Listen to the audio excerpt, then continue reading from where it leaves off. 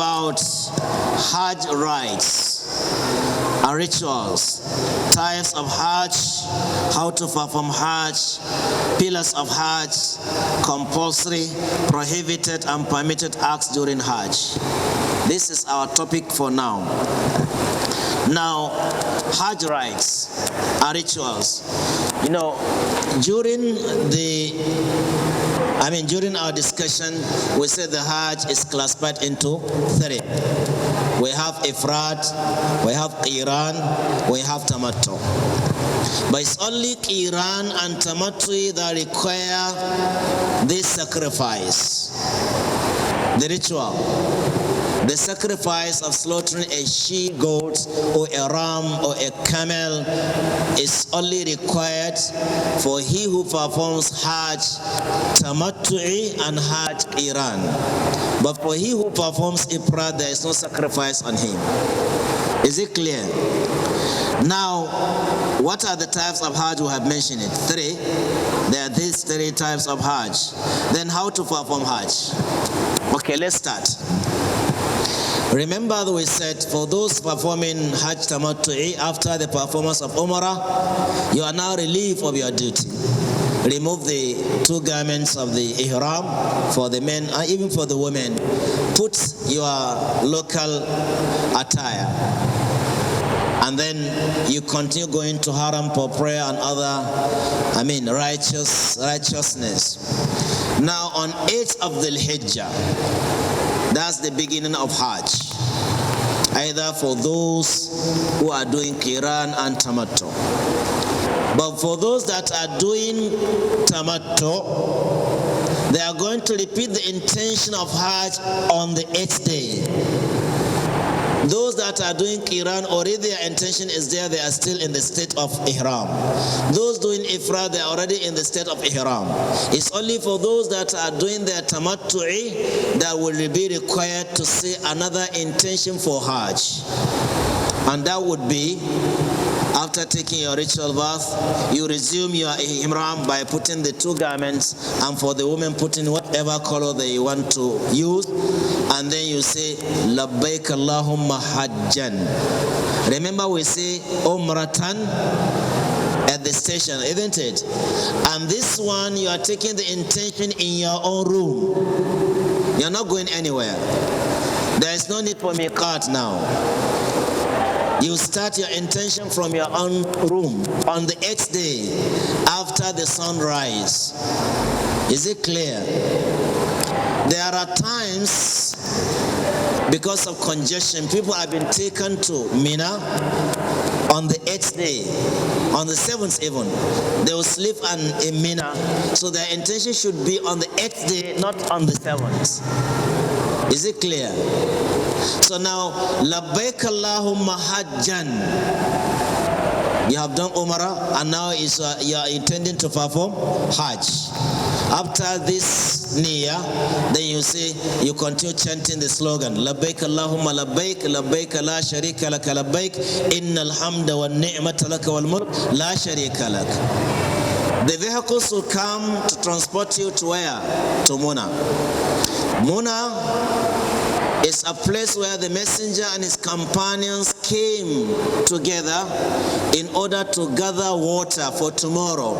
One of the problems they had was scarcity of water then.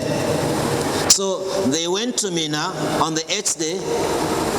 On the 8th day, in order to gather water that will be enough for them to attend the day of Arafat. So Muna is a place where tents are erected. There are tents, and every country has their tents. Every state also has their tents. Every local government in other state has their tents. So you'll be taken there. You have a tent. Maybe it's as wide as this, but it's demarcated. Maybe some of them they have maybe 10 mattress, 20, 30, and what have you. Wallahi, we are really enjoying this Islam. We are having luxurious Islam. During the lifetime of the Messenger, where do they get all this? They don't have anything. You have to find something that you can just separate on the floor, and you need something that will cover yourself because of the heat. But now you have the mattress. After the mattress, you have the carpet, the pillows, air condition. In tent A, even Nashagobao. And you will be seeing chickens. Why do they have all this? So Alhamdulillah, we thank Allah. All we need to say is, may Allah accept our Hajj. So the importance of going to Mina is one of the sunnah of Hajj. You spend a night in Mina on the 8th day. Remember, when you resume your ihram, those restrictions have also resumed. The moment you say labbaik Allahumma hajjan, all the prohibitions are back now until after the Hajj, maybe 10th of the Hijjah. Now you remain there in Muna on the 8th day. You pray Zuhur at its own time, but you are shortening it into 2, Qasru. When Asr comes, you pray 2 rakats. But in congregation is better. Don't be praying alone. There are some people, they will say, since it's Qasr, I will pray myself. No. Join the congregation. You have the reward of Qasr and the reward of congregation. Even the woman, if you don't have a man to lead you in prayer, get a woman among you. Let her stay in the middle of the row. Let her be your imam. You have the reward of congregation. So you pray Zuhur 2 rakats, Asr during the time of Asr 2 rakats. When Maghrib comes, also you pray 3 rakats, complete 3 rakats. Then Isha at its own time 2 rakats. Then you sleep in Mina. Sleeping in Mina is one of the sunnah of Hajj. If you miss it, it doesn't touch your Hajj. And then on the next day, after Subuh prayer, you continue remembering Allah until when the sun rises. Now you'll be conveyed to the plain of Arafat. That is the 9th day. The 8th day is called Ayyamu Mada. Yawmu Tarwiyah. Yawmu Tarwiyah means the day of gathering water. That's Yawmu Tarwiyah. And I've mentioned it, the reason why they went to Mina to gather water for tomorrow's activity. Now the 9th day is called Yawmu what? Yawmu Arafat. Yawmu Arafat, that day of Arafat. One of the best day of the world. In fact, the best day of the year. The best night is Laylatul Qadri, and the best day is Yawmu Arafat. But what's the differences? This is for night and this is for day. They said, okay, those that are supporting that Laylatul Qadr is better than Yawmu Arafah, they said, Tanazzalul malaikatu wa ruhu fiha. That the commander of angels and the angels of mercy are coming down, descending in the night of power, Laylatul Qadr. But that of Arafat is not only the angels, but Allah Himself. He comes down to the first heaven. Yubahi bihil mulaika. He will assemble the angels and tell them about the people that come to perform Hajj. Say, Unduru ila ibadi. Look at my servants. Ja'uli bu'than shu'than. They came to me. With their all the same garment or the dust on their body. I want you to bear witness that I have forgiven them. So which one is the best? Is it the night of power or the day of Arafat? It is for you to choose. Now the 9th day is the Yawmu Arafat. Yawmu Arafat is the day of Hajj, because the messenger said, Al-Hajju Arafah. Without Arafah, there is nothing like Hajj. So you have to attain that Arafat if you want to Hajj to be accepted. Without going to Arafah, you don't have that. That's why even if you're unconscious, they will take you to Arafat in the ambulance to make sure that you are in the field of Arafat. There are people who will be sick, unconscious, but they will be driving in the ambulance to the plain of Arafat. Why? Because people, they know that if they don't go there, their Hajj is not void. So the plain of Arafat is wide, very, very wide. I think maybe to the end of the world, I don't think we are going to fill that place. It's very wide. If you go, you will see some symbols like arrows, yellow symbols. They have gone round. If you're asked to go around this place, it's not an easy task. So now that plain of Arafat is where the Messenger ﷺ spent the day from the time of Duha. Because he reached Arafah, he started moving from Mina to Arafat after the sun rises. So he went to Arafat during the time of Salatul Duha, maybe around 8, 9. When it is time for Zuhur prayer, after 12, the Messenger ﷺ assembled the Sahaba, delivered a sermon that has never been delivered, something like that.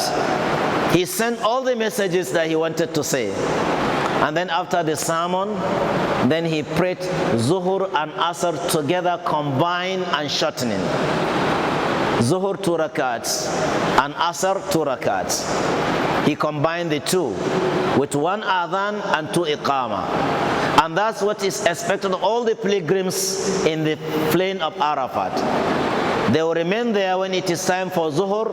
They will pray Zuhur. They will make a call for prayer, make iqama, pray Zuhur 2 rakats, and then Asr 2 rakats.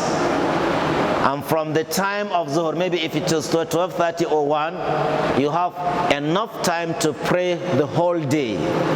The day of Arafat is the day of supplication, the day of submitting yourself to Allah, the day of surrendering yourself to Allah. Some scholars are saying one of the wisdom of Hajj and one of the wisdom of bringing the pilgrims to the plain of Arafat is to renew their covenant. With who? With Allah. Why? Because Allah spoke to us when we were in the body of Adam. There's a place very close to the Mount Rahama where Adam stood.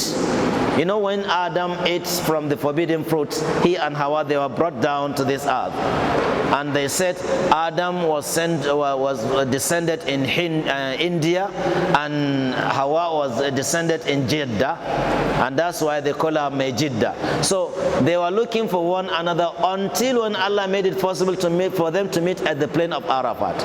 And that's the meaning of Arafat, the place where they come to know one another, the place they find one another. That's the Arafat. Now, Adam stood in the plain of Arafat, and all his children were brought as a tiny creatures in his body, from his body, just like the hair of our body. And Allah spoke to us. He said, Alastu bi rabbikum? Am I not your creator? And I am not your Allah? We said, yes, that we are going to worship you. So now, since we took a covenant, we promised to worship Allah. For he who Allah has blessed to go back to the plain of Arafat, he is there to renew his covenant with Allah. And that's why the Messenger ﷺ said, Khairu du'a'i du'a'u Arafah. The best of all dua, supplication, is the dua of Arafat. Why, ya Rasulullah? He said, wa khairu ma qultu ana wan nabiyyuna min qabli la ilaha illallah. Allah, oh Allah, here I am, still on your promise, still fulfilling the covenant that la ilaha illallah wahdahu la sharika lahu lahul mulku wa lahu ala kulli shay'in qadir. So the day of Arafat is the day of dua. And remember, Allah is telling the angels that he has forgiven all the people on that plain of Arafat, and whatever they ask for is granted. So it's the day of dua. And maybe that is the reason why the Messenger ﷺ combined the prayers, the Zuhur and Asr. So you have, if you pray Zuhur from 1 p.m. you have 2, 3, 4, 5, 6, maybe up to 7. You have 6 hours just for prayer, supplication. So how many trailers do you think you can upload on that day? Wallahi, time will come when you don't even know what to tell Allah. You have said it, you have said, oh, okay, what are your problems? Are they up to 1,000? Even if I ask you to mention 100 problems, you don't have it. You don't have it. No one of us, none of us here can mention 100 problems. But you have all the hours, 5 to 6 hours, to upload your problems for Allah to accept your prayer. So one of the recommendations is you do the best you can. Try to think of people are there, they want to be here, but they are not invited. But here you are. Allah invites you to this place. Why are you going to waste your time? You see people gossiping, backbiting. Even to some extent, some people will be beating drum and be dancing in the plain of Arafat. If you ask them why, they say, we want to show gratitude to Allah. But this is not the way. You are disturbing others. In fact, there was a year behind our tent, they were beating drums, they were disturbing us. They don't even allow us to read the Quran or to do other things. I have to leave and move somewhere. Because we talk to them, they say, can't we show our gratitude to Allah? This is not the way. Beating drums and dancing and what have you, it's not the way to show. I mean, you are thanking Allah for what He has given you. Be calm, stay where you are. Maybe in the evening is the most, maybe after Asr, time of Asr, the messenger stood throughout the day asking Allah on behalf of the Ummah. That's the messenger. He's not asking for himself. He's asking Allah on behalf of the Ummah throughout the day, asking for his Ummah to be the best Ummah, to pass the Sirat like blink out of air, and what have you. So why you that you want it for yourself, why can't you spend your time to ask Allah? So this is the day of Arafat. It starts from the time when the sun rises to sunset. You cannot leave the plain of Arafat until after the sunset. Is it clear? I know there are security agents there. They won't allow even. They will go by the border side. People will be there. Some people will be at the border gate, waiting for the gate to open for them to start going. What have you come for? You paid your money just for this purpose, and you are eager to go. Wait there. They will bring the vehicles. They will transport you to where? To Muzdalifah. That day of Arafat is the 9th day. So after the sunset, we are now going to Muzdalifah. Muzdalifah is a plain open area between Arafat and Mina, but very close to Mina. In fact, some of the tents of Mina have fallen into Muzdalifah now, because Mina has been full because of the increase in number of Muslims. So the tents of Mina, some of them are inside Muzdalifah. But to cut the story short, all you need to do is to spend the night at Muzdalifah. After sunset, you are not even allowed to pray Maghrib and Isha in the plain of Arafat. You have to wait until when you reach Muzdalifah. So when you reach Muzdalifah, even if it is 12 p.m., a.m., 1 a.m., you can pray Isha and Maghrib and Isha. You spend the night there, except for the maybe aged people who are aged, or the women, or those that are sick. They can start going to Mina to start stoning the Jamra in the night after the midnight. But whoever is not among them should remain there until next day. You spend the night in the plain, in the open place of Muzdalifah. Spending the night at Muzdalifah is compulsory. It's not sunnah. If you refuse to do that, you have to make a sacrifice by buying a she-goat for sacrifice. The same thing if you have to spend the whole day in the Muzdalif, in the plain of Arafat. So now, after praying Maghrib and Isha at Muzdalifah, just go and sleep, because you have a lot of work to do tomorrow. Tomorrow, that's the 10th day, Yawmu an-Nahar, the day of sacrifice. That is Yawmu an-Nahar. Yawmu an-Nahar is the 10th day of Dhul Hijjah. That is Salah day. It's called Yawmun Nahar because it's the day where the sacrifices are slaughtered. So now, that sacrifice for you, the pilgrims, you have already paid either through a bank in Saudi Arabia or even Jaiz Bank here in Nigeria. They do accept. There are also agents that will send the money for your sacrifice to be, they will do it on your behalf. And if you want to do it yourself, you go to the slaughterhouse, buy the ram, slaughter it, divide the meat before you leave the place, which is a difficult task. So already the sacrifice has been taken care of by paying. So now, the day of sacrifice, that is the Salah day. You have 5 activities, and it is called Yawmul Hajjul Akbar, the biggest day of Hajj. Why? It consists of 5 activities. Number 1 is the stoning of Jamara. That the first day, the stoning of Jamara starts. Is it clear? So after spending the night, in the morning, after the the light of the day has started, then you start moving to where?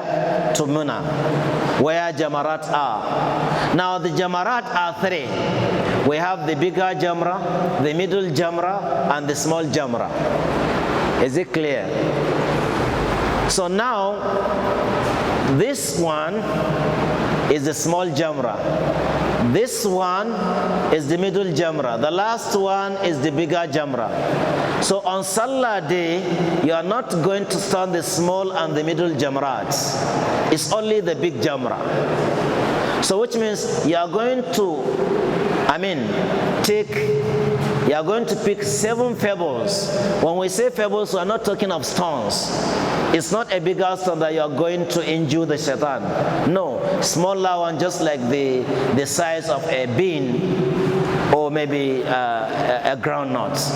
It's not as big as you think because you are not fighting. You are just demonstrating an act of ibadah done by Ibrahim alayhi salatu wasalam. So you pick 7 pebbles on that day for stoning only 1 Jamra, and that is the bigger one. If you come to Mina, you will pass by this Jamra, small one. Even the askar are there, they won't allow you. The middle Jamra also, the askar are there, they won't allow you. So you go to the bigger Jamra and stone the Jamra. With these 7 pebbles, you just start stoning the Jamra by saying Bismillah once. You say Allahu Akbar, Allahu Akbar, Allahu Akbar, Allahu Akbar, Allahu Akbar, Allahu Akbar 7 times. Each pebble you are stoning, you say Allahu Akbar. When you finish this one, then you are going to shave your head as you did during the Umrah. And the women also reduce their hair as they did during the Umrah. That's the second activity, shaving the hair. The third one is the sacrifice, which you have been taken care of by the representatives that you paid the money to. Then remain 2 activities. That is the Tawaful Ifada for Hajj and Sa'i. Remember, the Sa'i and Tawaf that you did is for Umrah. Now the Sa'i, the Tawaf and Sa'i is for the Hajj. Is it clear? For those doing Tamattu'i. And for those doing Qiran, when you perform the Tawaf of Umrah and Sa'i, now, if you come to perform the Tawaf for Hajj, you don't need to repeat the Sa'i. Is it clear? For those doing Qiran, is it clear? They have already performed their Sa'i, and there is no need for them to repeat. But for those doing the performance of the Tamattu'i, they have to do the 2. The one they did is for Umrah, and this one is for Hajj. But those that are doing the Qiran, already they have combined them together. Now the Sa'i for Umrah has taken care of the Sa'i for Hajj. So it's only Tawaf they have on their head on that day. Now, yeah, Ifrad. Those doing Ifrad, if they do perform their Tawaf is not for Umrah, we call it Tawaful Udum, a welcome Tawaf. because the messenger says you should start with tawaf in everything in Masjid al-Haram. So they did it, it's sunnah.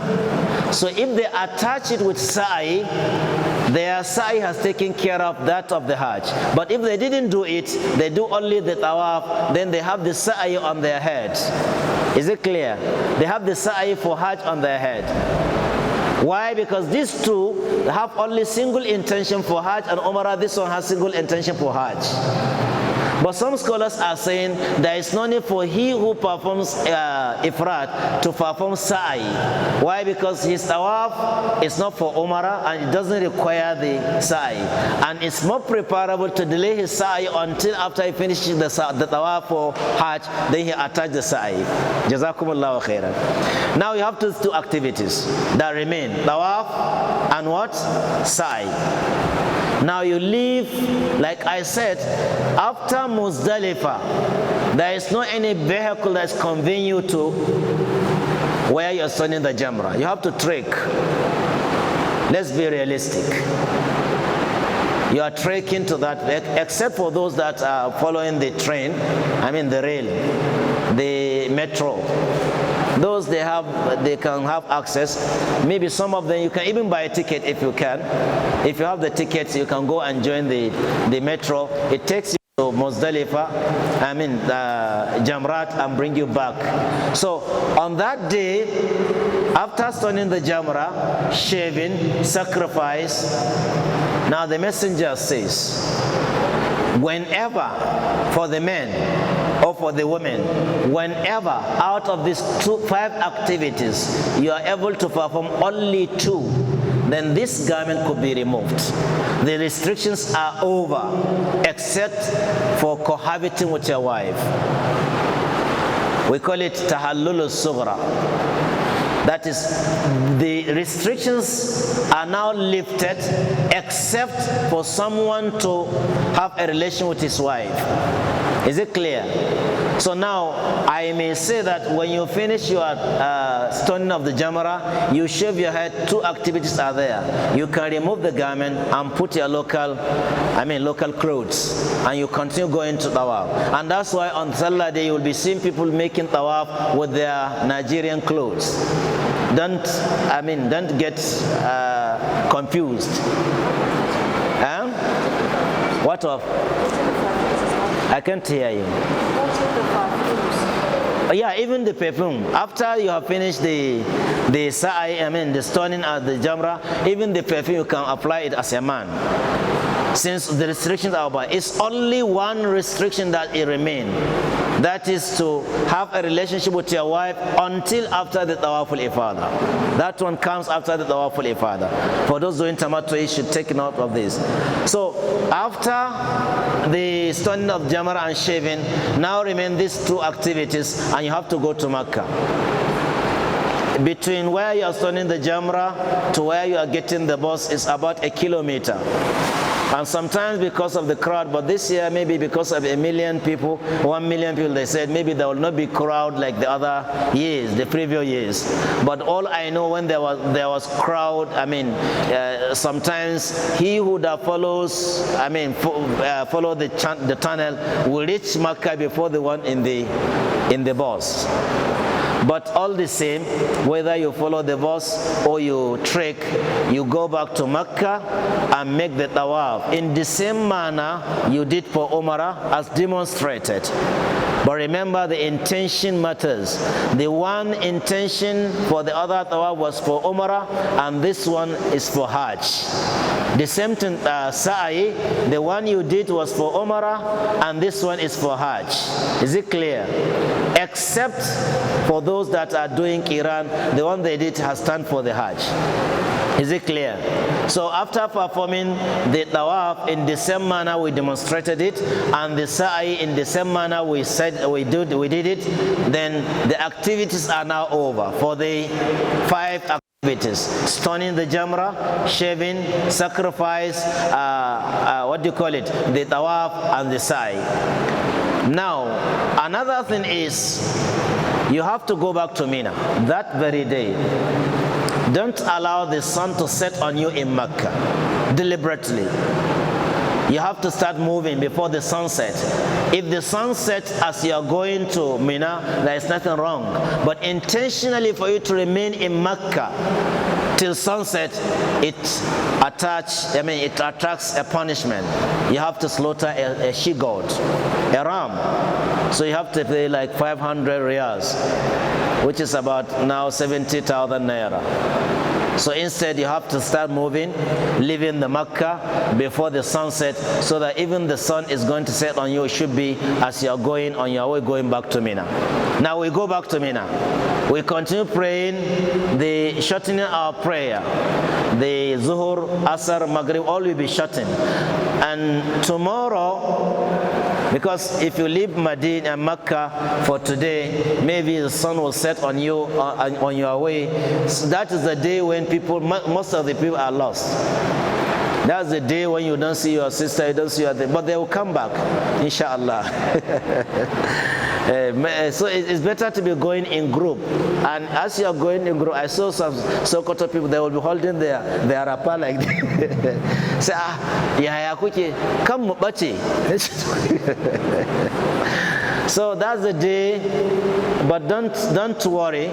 Even if you don't see someone, inshallah, you're going to see him either in Mina or in Mecca. Inshallah Rabbul Alamin. So you go back to Mina, you remain there, you spend the night, and then tomorrow will be the 11th day. Cool? That's the beginning of Ayyam Tashriq. What does it mean by Tashriq? Tashriq means, during their time, they don't have technology where they can store a meat. So what they do is, they will open the meat and separate it, just like kilishi, so that the sun will beat and then it will dry. That's the meaning of Tashriq. So Ayyam Tashriq means the day of separating the meat to dry. And even before the Fahad, I think it was Abu Bakr Gumi, Allah Jekansa, that advised the Saudi government that instead of, before, after the sacrifice, they will just dig a hole and put it there and cover it.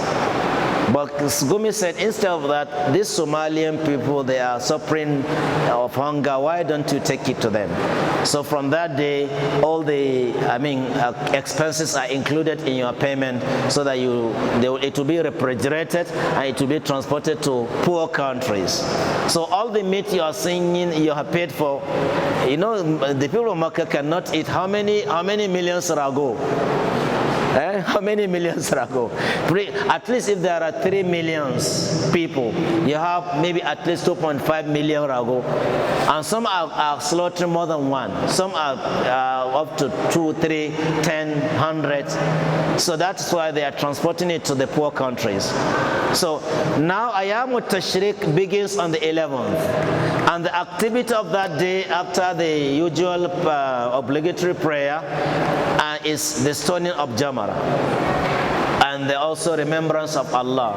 وَاذْكُرُوا اللَّهَ فِي أَيَّامٍ مَعْدُودَاتٍ. You remember Allah in the counted days. The counted days are 11th, 12th, and 13th. On the 11th day, when the sun rises, more preparable sunnatically is after the sun leaves the middle of the sky. That is afternoon.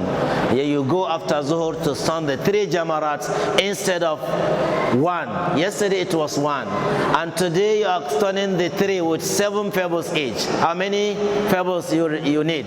21. So when you come here, you start with the middle, the small jamra. You stone it as you did yesterday. Bismillah, Allahu Akbar, up to 7 times. Then you move and face the Qibla, supplicate. Then you go to the middle one, stone it with 7 pebbles, saying Allahu Akbar, Allahu Akbar, Allahu Akbar. Face the Qibla and supplicate. Then you go to the last one and study the 7 pebbles, saying Allahu Akbar, Allahu Akbar. But after the last one, you don't supplicate, you come back to Mina for the next day again. Continue remembering Allah. On the 12th day also, you pick 21 pebbles for stoning the 1st, 2nd, and 3rd Jamra, just as you did yesterday. So on the 12th day, after stoning the Jamarats, you have the choice. Either to go to Mecca, you have completed your Hajj, or you come back to Mina for stoning the Jamrah on the 13th day. So Allah said, فَمَنْ تَعَجَّلَ فِي يَوْمَيْنِ, whosoever hastens is going back to Makkah after 2 days, فَلَا إِثْمَ عَلَيْهِ. There is nothing wrong about it. وَمَنْ تَأَجَّلَ وَانْتَأَخَرَ فَلَا إِثْمَ عَلَيْهِ. And whosoever delays is going back to Makkah and remain in Mina for stoning the Jamrah on the 13th day, there is nothing wrong in that. But you know he is more rewardable because he is going to stone the Jamrah more than you. So staying in Mina for the 13th days is your own choice. If you like, you go to Makkah after stoning on the 12th day, and that's the end of the Hajj. All the activities of Hajj has ended, and that's the completion of your Hajj. Or you remain until the 13th day, you stone the 3 Jamarat, then you go back to Makkah, and that's the end of the ibadah of Hajj. It's only one thing that remains, that is sunnatic, and that is tawaful wada, farewell tawaf. Farewell tawaf is compulsory for the men and women. But for those that are in the set of mercies, they can go without performing it. But if they can take a pill to perform the tawaful wada'i, it's also good for them. May Allah subhanahu wa ta'ala make it easy for us. This is just a short summary of how to perform Hajj, insha'Allah Rabbul Alameen. Maybe it's Hajj. What are the preconditions of Hajj? What are the spiritual benefits of Hajj?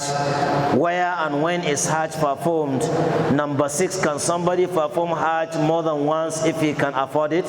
Number 7, how would one express intention for Hajj? Number 8, what pilgrims should do when preparing for Hajj? Number 9, what preparations are required before coming to Hajj?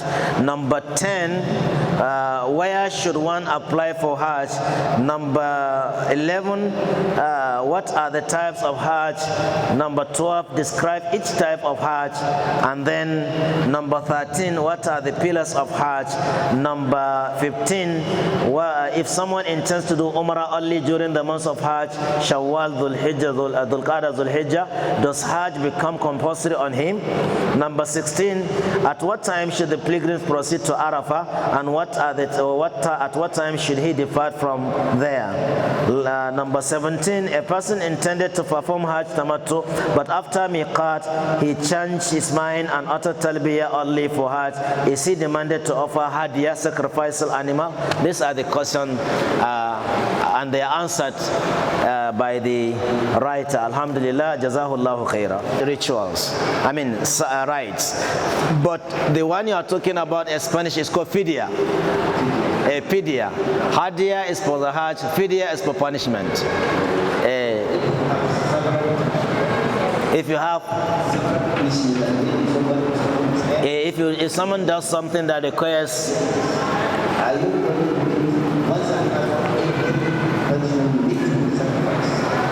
if you violate the prohibitions there, it depends on how it happens.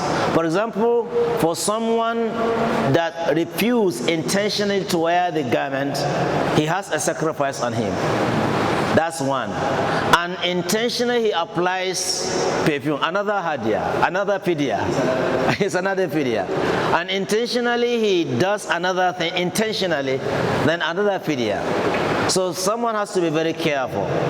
But if it happens at one time, maybe the application of the perfume and the lack of changing the thing happen at the same time, he has only one hadiyah. Jazakallah, one fidya, Jazakallah khairan. Okay. She says, regarding Qasru, I'm asking, in your locality when you travel, I see people combining Salah while in their homes, just as being combined while on the journey. Please explain the right thing to do. Actually, it's also another controversial question. The scholars are having different opinions regarding this issue. For he who is traveling from here to Kano, sunnatically is agreed upon, ijma, that he can combine the prayers. But when you reach Kano, for example, can you combine the prayers? You're allowed to shorten the prayer, but can you combine them? Some scholars are saying since you have already reached where your destination is, you cannot combine. Some are saying no, there are conditions that can necessitate, that can guarantee combining it. For example, someone comes from Kano and he's looking for maybe foreign affairs or something, and if he goes out, for him to remember the Salah as Asr, it will escape his mind. He can combine it during Zuhur so that he continues his activities. But if you are just sitting at home doing nothing, they said it's not ideal for you to combine. And some also went against this. They said, the messenger combined, shortened and combined prayers for 30 days in Tabuka. 30 days in Tabuka. He has been combining and shortening the prayers. And therefore, when someone combines, what is wrong with that? It's also sunnatic. I'm trying to bring the opinion of the scholars. But to me, let me be frank with you, I used to combine. Let me be frank with you. I'm together with the combination sector. I used to combine actually. When I travel, I used to combine. Why? Because sometimes it's easier for me. And maybe some of the activities I'm doing, maybe if I combine the prayer, it will be much easier for me not to remember Salah and I will be distracted. Is it clear? I'm telling the truth. But you can go for the opinion of the other scholars that said you cannot combine because you're already at home. But to me, I used to combine actually. I am following the other scholar, Loshi. Jazakumullahu khairan. The second question, please announce availability of Malam Tamim's book for those that need it. It is written in Hausa and English. I'm sorry also, I wish to announce that Malam Tamim that used to present our lectures in English here every year. Alhamdulillah, Allah has tested him with an accident. He has a dislocation, so he's in the hospital, so he's not able to come, and that's why you even see me taking his seat. But actually, he's getting fine, alhamdulillah. And the book is on Hajj. I think it's here with the Jama'atul Da'wah. You can obtain the book at the corner of Da'wah. It's very, very rich in the explanation of Hajj. All that we have mentioned here, we are not being rich half of it. Please buy the book, either in Hausa or in English. It's very beneficial. Please try to obtain it, buy it and keep it to yourself, or even to some of your friends that are going to perform Hajj. Not only performing Hajj, people sometimes, I used to be surprised, why should someone has to stay until when he's going to Hajj to learn Hajj? You have to learn. This is Islamic part of our deen. I mean, it's part of our deen. You know, we are fond of saying, I will not learn zakah until when I get money. I will not learn how to perform Hajj until where I'm going to Hajj. No, learn it and keep it to yourself. When the Hajj comes, just go. You just add to it. So please buy the book, go through the book. It's very beneficial, very rich in explanation of how Hajj is performed. Jazakumullahu khairan. Now,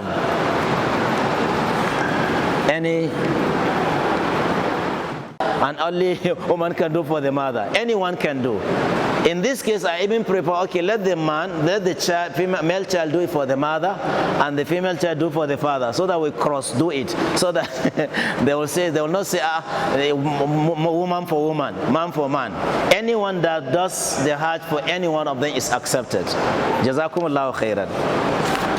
Now, this one says, Jazakallahu khairan for the comprehensive lecture. Please, we need clarification on stoning on the 11th, 12th, and 13th. Is it compulsory to stone on the all 3 days? Yes, it's compulsory only for 2 days. It's compulsory. The third one has not been mandated. They said if you like, you stone the third one, the 13th day, and if you want also go to Mecca without stoning, there is nothing wrong in that. But these 2 days are compulsory. If you miss 1 day, you have a sacrificial animal. You have to pay for it. Fidya is on you. If you refuse to stone the Jamra on 11th and 12th, you have to pay for it. You have to pay for the sacrifice. Is it clear? But the 13th day, Allah has given us bonus. That if you want to do it, you will be rewarded. If you don't want to do it, go. But there is no reward for you. You will not be like the person who delays and stone on the 13th day. Jazakallahu khairan. Now, binding Zuhur and Asr. And all she knows that whenever you pray Asr, there is no nafilah. Is it applicable on Arafat day that when you combine Dhuhr and Asr, that you cannot perform any other nafilah like the normal Asr that we know here? Actually, even this one, there are two opinions of the scholars. Some are saying when the messenger said there is no nafilah after Asr, does it mean after the prayer or after the time of the prayer? There is a difference between the time of the prayer and the prayer itself. You may get someone that will pray, is permitted to pray before the time. Some said when you combine Zuhur and Asr, not at the time of Asr but the time of Zuhur, before that time of Asr you can perform nafilah, because the messenger is talking about the time. But some said no, the messenger is talking about the Asr itself. There is no nafilah after Asr. So they said whenever you perform Asr you cannot perform nafilah. But to me, I take the first opinion, that if you combine the prayer of Asr and Zuhur before the time of Asr, you can still perform nafilah because it's not yet time. Why? Because the messenger mentioned the implication. He said between the time of Asr and Maghrib, the satanic worship is taking place. So they don't want you to be praying together with them. You get me right? So I'm employing this opinion. But other scholars have this opinion also, that whenever you pray Asr, you cannot perform nafilah. So going back to Arafat, if you combine the two, Zuhur and Asr, and you still want to perform nafilah, is it what you're asking? So now, sometimes if you have an opinion and you are in the middle of people that they have more opinion than yours, it's better to keep to your own. Like myself now, on the day of Arafat, when we combine prayer, I don't pray nafilah. Why? Because I know many people there have the understanding, why are you praying nafilah when it is after Asr? But to me, I know that it's not time for Asr, and therefore I can perform. But to be on the safer side, I keep it to myself. Is it clear? Jazakillahu khairan. Wa alaikum assalam.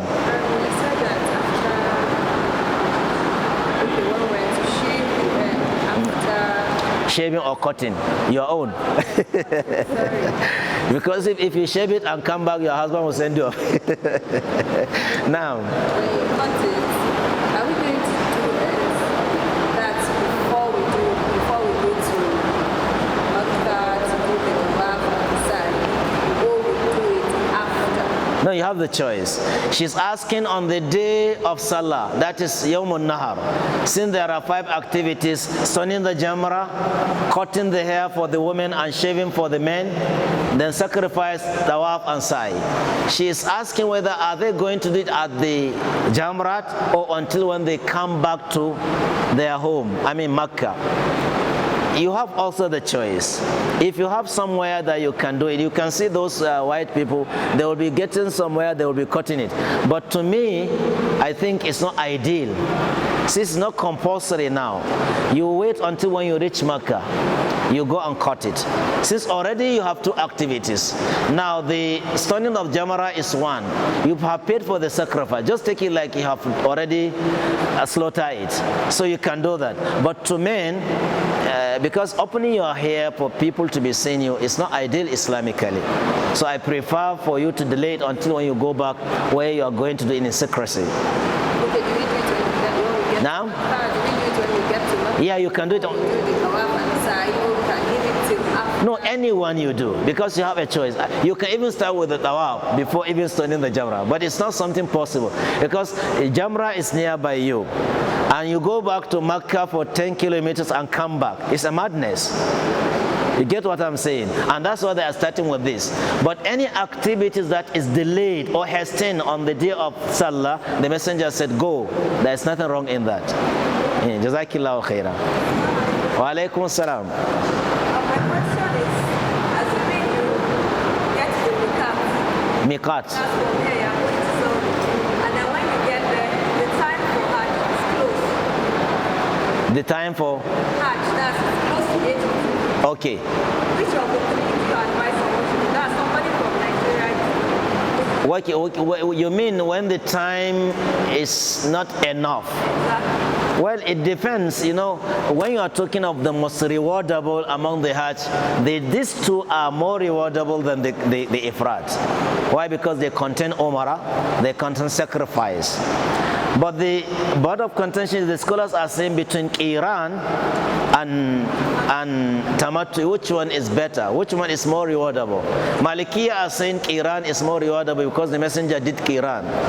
But the Shafi'ah said no, even the messenger, after the tawaf of Umrah in his Qiran, when he saw the people performing Tamattu'i, they finished their tawaf for Umrah, they complete the Umrah, they removed their garment, he said, if I had known, I would have joined you. So they say, since messenger say, if I had known, which means better, and it's the most easiest. So now it's between the two now. Which one do you think you can? There was a year, I think we are going to Mecca on 7th and on 8th. I just decided to do Ifrad so that I can save the money. You get what I'm saying? Because I'm not going to waste a lot of time in the Ihram. We reach on 7th and tomorrow is 8th. We are going out to start so I just intend to perform only Ifrad. So it depends on which one you think you can do. Maybe, but these two are more rewardable. The Qiran and Tamattu. Utia. No. He's talking about the fast. Maybe he forgot. I didn't read it, but actually he forgot. What they were talking about is in Qiran you have to drive your sacrificial animal to the Holy Land. No. Okay, are you taking the ram here in the... Even from Medina now, if all the rams are to be taken in the bus, how do we... And they were talking before because you are allowed to even use the camel, to ride on the camel, to go to Arafat before the sacrificial day. So لَكُمْ فِيهَا مَنَافِعُ إِلَىٰ أَجَلٍ مُسَمَّى. You have a lot of benefits you are getting from the sacrificial animal before the day that they are going to be slaughtered. So he's talking about the fast, not now. Now you cannot even, they won't even allow you to drive a camel from Mecca even to Mina. Where are you taking it to? So he's talking about the past. Jazakillahu khairan. Now, that is the Ayyamu Tashriq. 12 and 13. Yeah. Some people will be scared of crowd. They go for the Jamrah before sun noon. Do they need to do fidya? Okay, he's saying sunnatically, if you are going to stone the Jamrah on the 11th, 12th and 13th, you have to wait until after the 12th noon. That's the sunnah. But today, because of the crowd, people used to go around 8, 9, and that is just condition that necessitates. And even the scholars of Saudi Arabia, they granted this interview and they said it's allowed because of the crowd. Why? The messenger himself, they said if he's alive, if he should be alive, he'll allow people to go and start because of the crowd. If he said if the prophet allowed the women to start going before after the middle of the night on the night of Muzdalifah, because of he is afraid of the crowd, and they are not up to more than 10,000. Now talk of 1 million, 2 million, 3 million. What do you expect of this crowd? You get what I'm saying? So it's allowed since condition necessitated. But if you can delay your own on your own, that I will not do it until after the sun, after the noon, alhamdulillah. that is better. But since the Saudi authority, they are appealing to people to start stoning the Jamrah before that time to reduce the crowd, that one is okay. There is no any punishment on them. Jazakallahu khairan. Now, any other contribution from the members of our congregation here? If there is anything that someone can add, either from the da'wah table, from the da'wah corner. نعم حاجي صلى الله على النبي الكريم صلى الله عليه وآله وسلم. اللهم جعلنا من حجاج هذه السنة يا أرحم الراحمين يا رب العالمين. اللهم اجعل حجنا حجا مبرورا وسعينا سعيا مشكورا وذنبنا ذنبا مغفورا وتجارتنا تجارة لن تبور يا رب العالمين. اللهم ردنا إلى بلادنا سالمين غانمين يا أرحم الراحمين يا رب العالمين. اللهم اجعلنا ومعنا وإننا جيلا نحب الربانية كجيل الصحابة والتابعين لهم بإحسان إلى يوم الدين. ربنا آتنا في الدنيا حسنة وفي الآخرة حسنة وقنا عذاب النار. ربنا اغفر لنا ولإخواننا الذين سبقونا بالإيمان ولا تجعل في قلوبنا غلا للذين آمنوا ربنا إنك رؤوف رحيم يا أرحم الراحمين يا رب العالمين. يا ذا الجلال والإكرام سبوح قدوس رب الملائكة والروح سبحان رب العزة عما يصفون والسلام على المرسلين الحمد لله رب العالمين.